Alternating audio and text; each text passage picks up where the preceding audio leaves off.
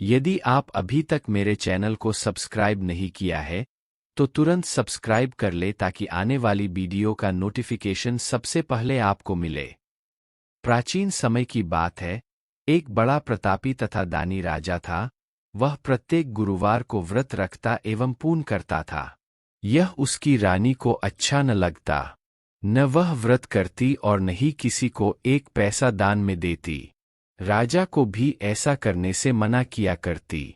एक समय की बात है कि राजा शिकार खेलने वन को चले गए। घर पर रानी और दासी थी। उस समय गुरु बृहस्पति साधु का रूप धारण कर राजा के दरवाजे पर भिक्षा मांगने आए। साधु ने रानी से भिक्षा मांगी तो वह कहने लगी, हे साधु महाराज, मैं इस दान और पुण्य से तंग आ गई हूं। आप कोई ऐसा उपाय बताएं जिससे यह सारा धन नष्ट हो जाए और मैं आराम से रह सकूं। साधु रूपी बृहस्पति देव ने कहा, हे देवी, तुम बड़ी विचित्र हो। संतान और धन से भी कोई दुखी होता है। अगर तुम्हारे पास धन अधिक है तो इसे शुभ कार्यों में लगाओ जिससे तुम्हारे दोनों लोग सुधरें। परंतु साधु की इन बातों से रानी खुश नहीं हुई। उसने कहा, मुझे ऐसे धन की आवश्यकता नहीं जिसे मैं दान दूं तथा जिसको संभालने में ही मेरा सारा समय नष्ट हो जाए। साधु ने कहा, यदि तुम्हारी ऐसी इच्छा है तो जैसा मैं तुम्हें बताता हूं तुम वैसा ही करना। बृहस्पतिवार के दिन तुम घर को गोबर से लीपना, अपने केशों को पीली मिट्टी से धोना, केशों को धोते समय स्नान करना, राजा से हजामत बनाने को कहना, भोजन में मांस मदिरा खाना, कपड़ा धोबी के यहाँ धुलने डालना। इस प्रकार 7 बृहस्पतिवार करने से तुम्हारा समस्त धन नष्ट हो जाएगा। इतना कहकर साधु बने बृहस्पति देव अंतर्धान हो गए। साधु के कहे अनुसार करते हुए रानी को केवल 3 बृहस्पतिवार ही बीते थे कि उसकी समस्त धन संपत्ति नष्ट हो गई। भोजन के लिए परिवार तरसने लगा। एक दिन राजा रानी से बोला, हे रानी, तुम यही रहो, मैं दूसरे देश को जाता हूं, क्योंकि यहाँ पर मुझे सभी जानते हैं, इसलिए मैं कोई छोटा कार्य नहीं कर सकता। ऐसा कहकर राजा परदेश चला गया। वहां वह जंगल से लकड़ी काटकर लाता और शहर में बेचता। इस तरह वह अपना जीवन व्यतीत करने लगा। इधर राजा के बिना रानी और दासी दुखी रहने लगीं। एक समय जब रानी और दासियों को 7 दिन बिना भोजन के रहना पड़ा तो रानी ने अपनी दासी से कहा, हे दासी, पास ही के नगर में मेरी बहन रहती है। वह बड़ी धनवान है, तू उसके पास जा और कुछ ले आ ताकि थोड़ा बहुत गुजर बसर हो जाए। दासी रानी की बहन के पास गई। उस दिन बृहस्पतिवार था। रानी का बहन उस समय बृहस्पतिवार की कथा सुन रही थी। दासी ने रानी की बहन को अपनी रानी का संदेश दिया, लेकिन रानी की बहन ने कोई उत्तर नहीं दिया। जब दासी को रानी की बहन से कोई उत्तर नहीं मिला तो वह बहुत दुखी हुई। उसे क्रोध भी आया। दासी ने वापस आकर रानी को सारी बात बता दी। सुनकर रानी ने अपने भाग्य को कोसा। उधर रानी की बहन ने सोचा कि मेरी बहन की दासी आई थी, परंतु मैं उससे नहीं बोली, इससे वह बहुत दुखी हुई होगी।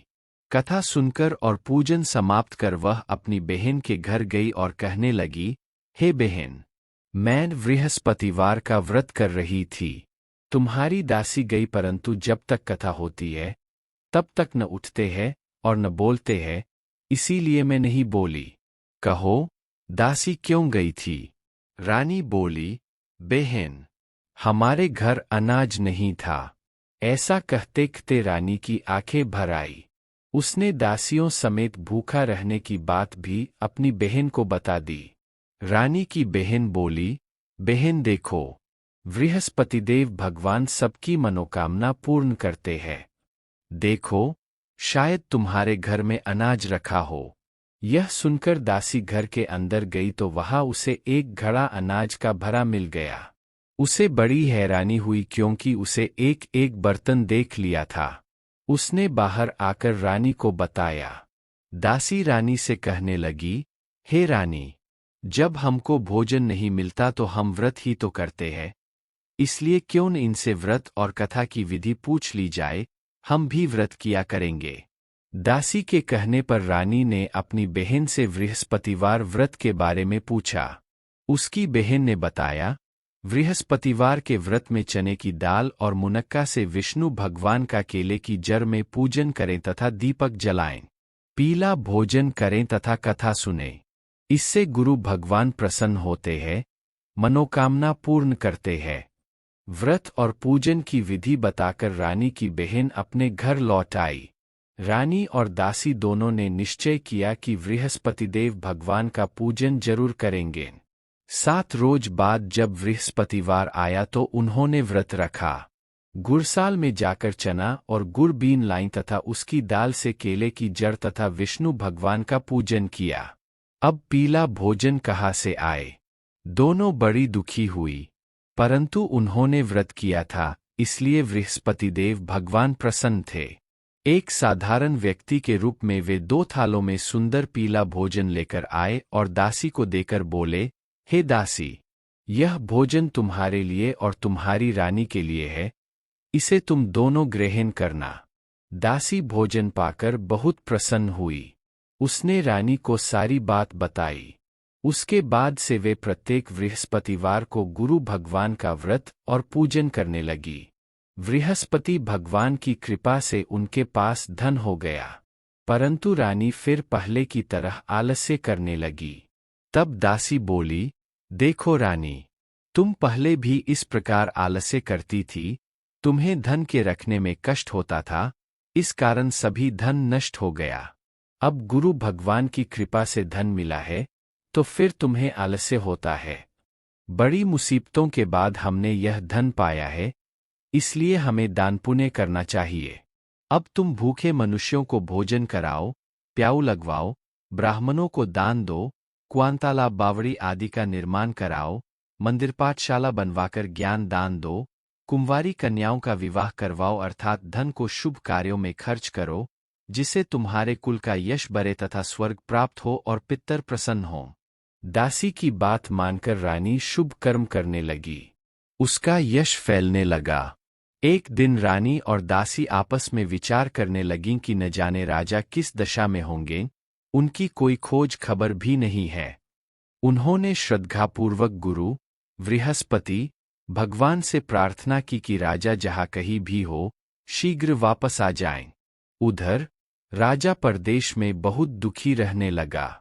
वह प्रतिदिन जंगल से लकड़ी बीनकर लाता और उसे शहर में बेचकर अपने दुखी जीवन को बड़ी कठिनता से व्यतीत करता।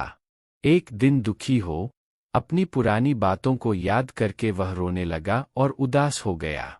उसी समय राजा के पास बृहस्पतिदेव साधु के वेश में आकर बोले, हे लकड़हारे, तुम इस सुनसान जंगल में किस चिंता में बैठे हो, मुझे बतलाओ। यह सुन राजा के नेत्रों में जल भर आया।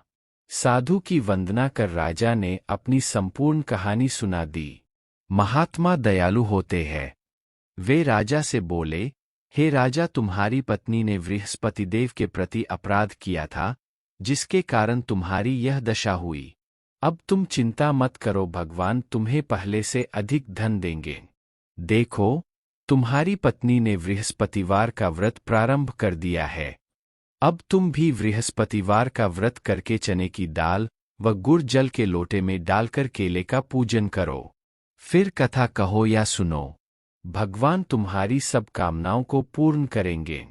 साधु की बात सुनकर राजा बोला, हे प्रभो, लकड़ी बेचकर तो इतना पैसा भई नहीं बचता, जिससे भोजन के उपरांत कुछ बचा सकूं।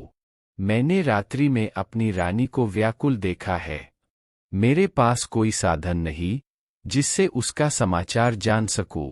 फिर मैं कौन सी कहानी कहूं, यह भी मुझको मालूम नहीं है। साधु ने कहा, हे राजा, मन में बृहस्पति भगवान के पूजन व्रत का निश्चय करो। वे स्वयं तुम्हारे लिए कोई राह बना देंगे। बृहस्पतिवार के दिन तुम रोजाना की तरह लकड़ियां लेकर शहर में जाना। तुम्हें रोज से दुगुना धन मिलेगा, जिससे तुम भली भांति भोजन कर लोगे तथा बृहस्पतिदेव की पूजा का सामान भी आ जाएगा। जो तुमने बृहस्पतिवार की कहानी के बारे में पूछा है, वह इस प्रकार है।